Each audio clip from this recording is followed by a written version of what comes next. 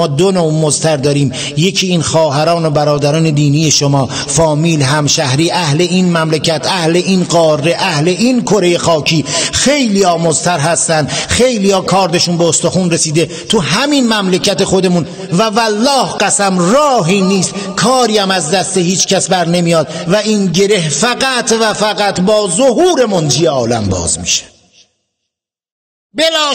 بلا شک این التماس ها، این گریه ها، این زجه هایی که شما بزنید برای فرج مولاتون خدمت به همه این خلایق محسوب میشه و اگه به واسطه دعای شما یه لحظه هم ظهور جلو بیفته، شما تو نجات و آسایش میلیاردها نفر سهیم میشین.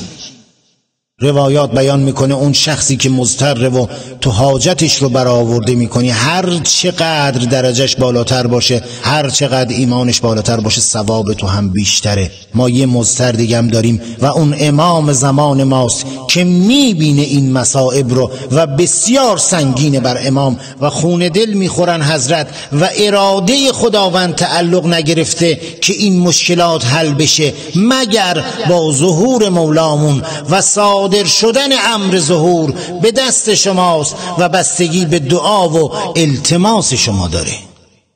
چه مؤمنی بالاتر از امام زمانمون، کی درجهش بالاتر از امام زمانمونه؟ این امام زمان ما حاجتی داره، حاجتی که بارها درخواست کرده، بارها تأکید کرده. دعا برای فرج درخواست امام زمان ماست، خواسته امام زمان ماست، امر امام زمان ماست. والله قسم امر امام زمان مثل نماز واجبه.